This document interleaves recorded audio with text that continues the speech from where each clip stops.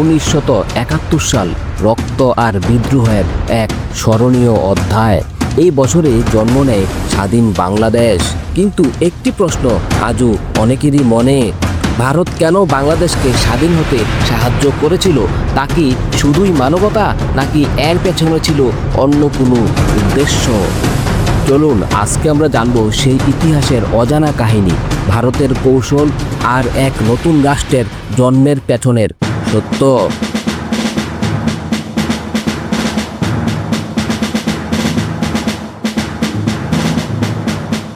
ভিডিওটি শুরু করার আগে বলে নেই, আপনি যদি আমাদের এই চ্যানেলে নতুন হয়ে থাকেন তাহলে অবশ্যই সাবস্ক্রাইব করতে ভুলবেন না। আর যদি বাংলা কিউরিওসিটির ফেসবুক পেজ থেকে আপনি দেখে থাকেন তাহলে অবশ্যই ফলো করে দিবেন। আপনাকে হয়তোবা সাবস্ক্রাইব এবং ফলো করতে শুধুমাত্র একটি বাটনে ক্লিক করলেই হবে, কিন্তু তা হবে আমার জন্য পরবর্তী ভিডিও বানানোর অনুপ্রেরণা। সুতরাং প্লিজ ডু সাবস্ক্রাইব আর লাইক এবং কমেন্টস করতে ভুলবেন না যদি ভিডিওটি ভালো লাগে। 1947 সালে ভারত ভাগের মাধ্যমে জন্ম নেয় পাকিস্তান তথা পূর্ব ও পশ্চিমে বিভক্ত একটি দেশ।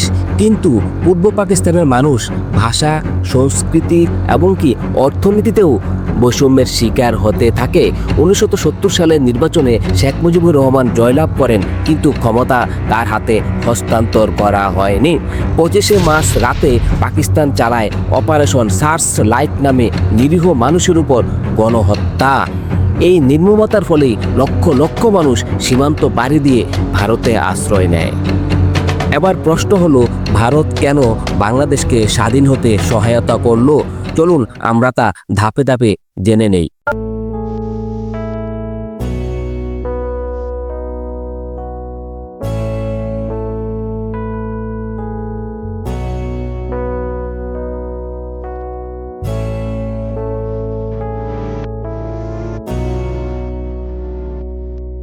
মানবিক কারণ।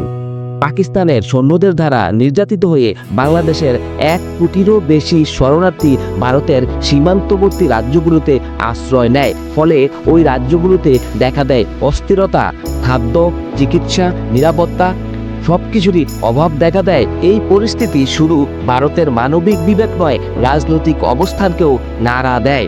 ইন্দিরা গান্ধী আন্তর্জাতিক সম্প্রদায়কে সচেতন করতে থাকেন।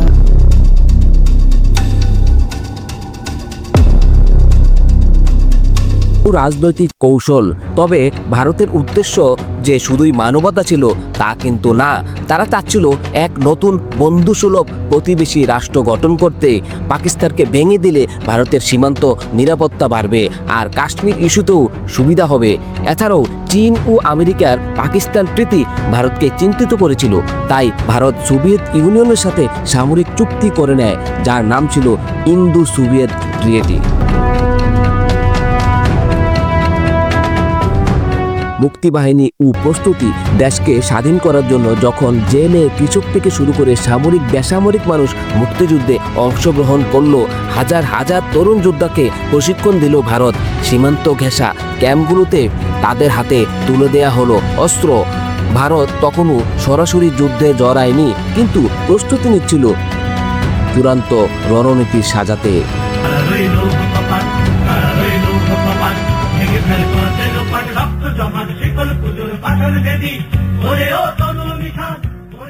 যুদ্ধের শুরু।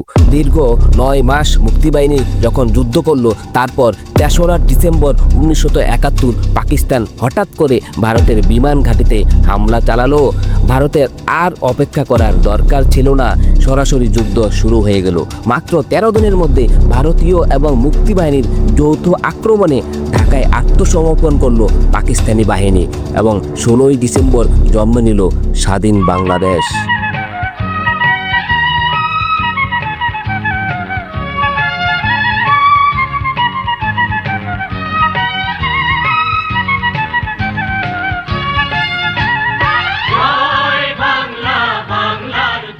ভারতের লাভ।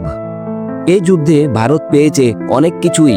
সীমান্তে স্থিতিশীলতা, শরণার্থীদের ফিরে পাঠানো, পাকিস্তানকে দুর্বল করে কাশ্মীর ইস্যুতে কৌশলগত সুবিধা আর আন্তর্জাতিক অঙ্গনে মানবিক শক্তি হিসাবে পরিচিতি লাভ করা। তবে ভারতের আর্থিক ও সামরিক খরচও ছিল বিশাল।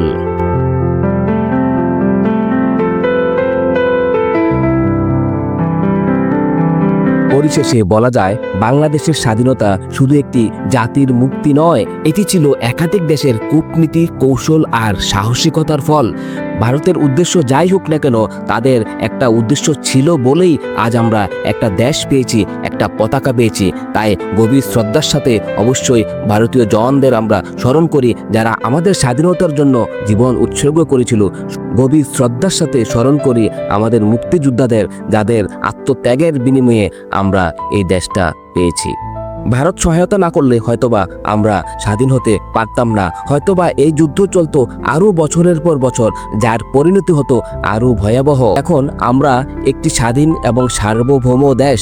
তাই ভারতকে আমরা চাই প্রতিবেশী এবং বন্ধু রাষ্ট্র হিসাবে, দাদা হিসেবে মাথার ওপর ছড়ি ঘোরানোর জন্য নয়।